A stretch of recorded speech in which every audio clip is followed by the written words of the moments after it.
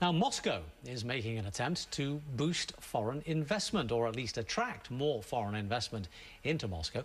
There's a government delegation on a global road trip, meeting with the international business community and trying to foster business development in that city. For a look at what Moscow has to offer, I'm joined now by Andrei Sharonov, the Deputy Mayor of Moscow on economic policy. Thanks for being with us. Good evening. What have you been telling the Singaporeans? Let's look on Moscow. What will we see?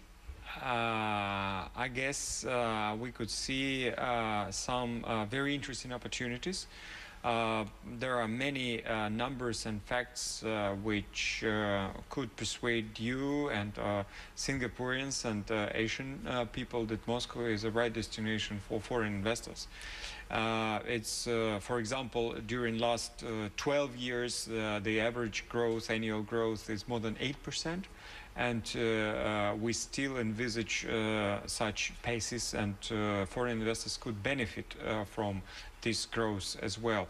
We are working on the investment climate. We know our weaknesses, and we are working on investment climate, on rule of law, on the special infrastructure. We are looking for smart money. We are trying to develop the innovations and high tech. We have established some special economic zone with privileges for investors in terms of taxation, in terms of custom duties, in terms of administrative procedures. So we try to learn some lessons from our past and try to come back to the international... What exactly do you mean by that? Learn some lessons from your past? Russia and in general and Moscow were criticized by international investment communities for some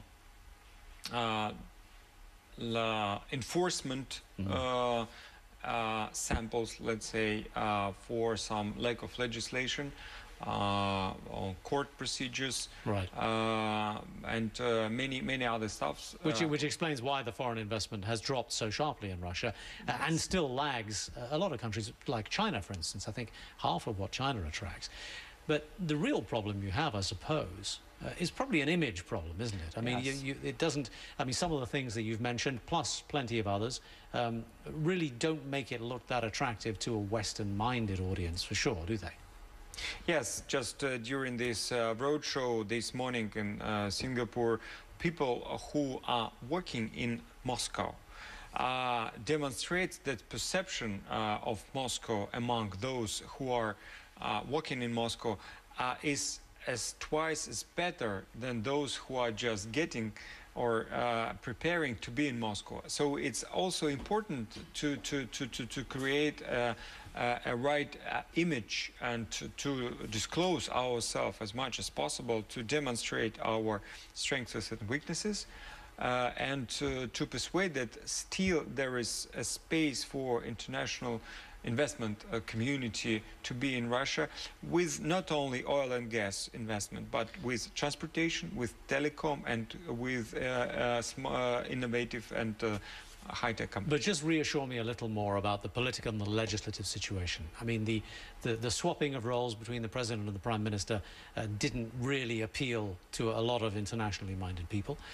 The legislative situation and the safety and security situation within Russia also not particularly appealing. Now, you say that you realize this and are trying to target it, but is there anything you can offer to the investing public that would demonstrate? Let's look on the international ratings to be more open, and we have a task, and I guess we will demonstrate some results this year to improve our position in World Bank Doing Business rating.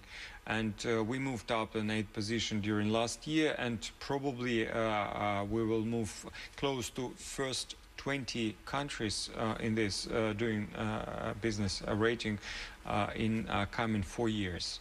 It's a task formulated on the political level, and we are trying to meet with this task.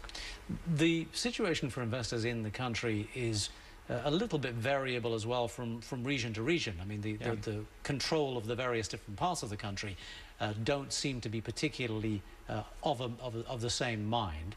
How does Moscow see itself as differentiated from other parts of the country? Moscow still is the biggest city in former CIS countries, and now it's the biggest city in Europe with 11.8 million population and 15 million daily population. So it's a huge market. Still, the number of higher educated staff in Moscow is higher than in London and in Paris. It's 48% of population has a higher education. The street level, the street crime level is below than London and Paris, and match with the numbers of Vienna in Moscow. So it looks more attractive than people think about Moscow. You mentioned oil and gas, and they form a massive proportion of the Russian economy, and for many people define Russia's economy. It would appear that you're trying to branch out from that. What particular opportunities are you trying to highlight to foreign investors right now? For Moscow, it's not the case, and their share of oil and gas income is just 17% for Moscow, 17.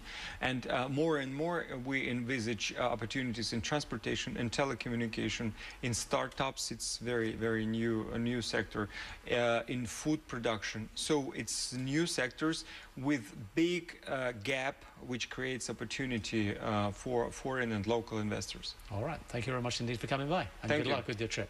Thank you. Andrei Sharonov, the Deputy Mayor of Moscow on economic policy.